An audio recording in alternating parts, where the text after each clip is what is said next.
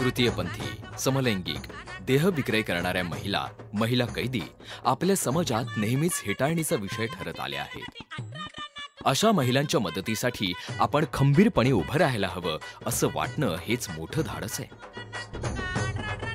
पण रझिया सुलताना या फक्त अशा महिलांच्या पाठीशी उभ्या राहिल्या नाहीत, तर त्यांना सन्मानाने जगता यावं म्हणून आयुष्यभर संघर्ष करत आल्या आहेत.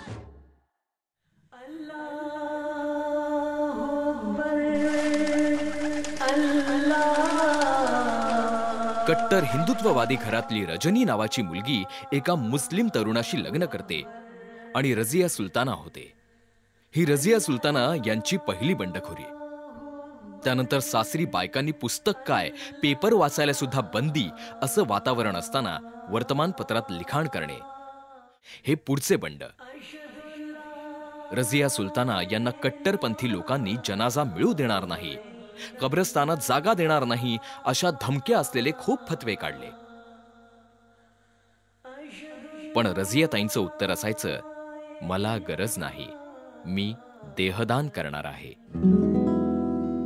नमाजासाठी त्रास, मग ते मारणं, हातपाय बांधणं, अंगावर पाणी वगैरे घालणं, ते सगळं झालं. आणि मला शिरूरकर मॅडमकडे नेलं आणि तेव्हा मला स्ट्रेचरवरती कविता सुचली, क्यों मुझे ज्यादती करते हो इबादत करने की, क्यों मुझे ज्यादती करते हो इबादत करने की, यदि मैं जायनमाज पर बैठकर इबादत कर भी लूँ, आपको क्या खबर मैं अल्लाह का कलाम पढ़ रही हूँ या गायत्री मंत्र.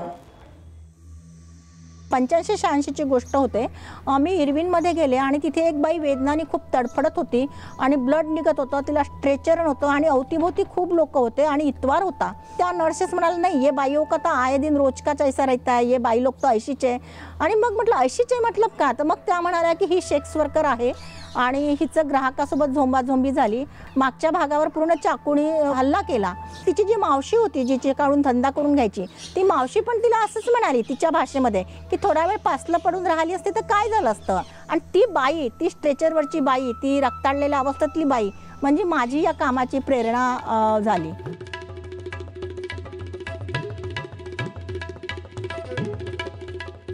तुरुंगातील स्त्रियांच्या आरोग्याचा प्रश्न असो, तृतीयपंथीयांच्या समस्या असोत किंवा समलैंगिकतेबद्दल जागृती असो, रझियाताई केवळ उपदेश करत बसल्या नाहीत, त्या लोकांमध्ये मिसळून त्यांनी काम केलं.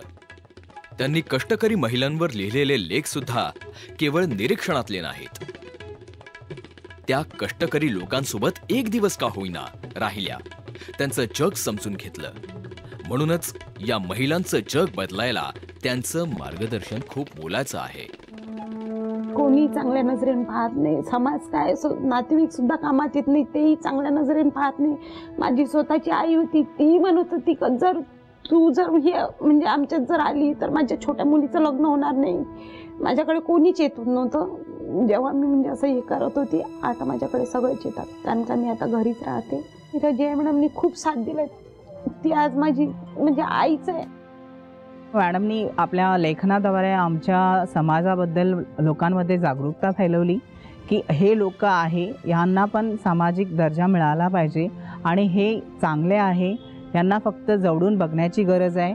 त्यांनी जी पहल केली आहे त्याच्यामुळे आम्हाला एकटरच नाही तर आमची पूर्ण जे पिढी येणारे जे अजून 4 लोक आहेत त्या सर्वांना एक वाट मिळालेली आहे. त्याच्यामुळे जे आम्हाला आरक्षण मिळालं आहे, आजपर्यंत आम्ही एक गुरफटलेलो होतो, कुठेतरी वाटमध्ये होतो, पण आजपर्यंत आम्ही एका वळणावर नव्हतो. आज आम्हाला एक आमची स्वतःची वाट मिळालेली, स्वतःची एक आयडी मिळालेली आहे की आज आम्ही पण समाजात आहो, आम्ही लोकांना सांगू शकतो आणि समाजाला पण आता हे कळायला एक चान्स मिळाला आहे की आता नाही, हे पण लोक आहेत, हे पण आपल्यासारखं काही करू शकतात.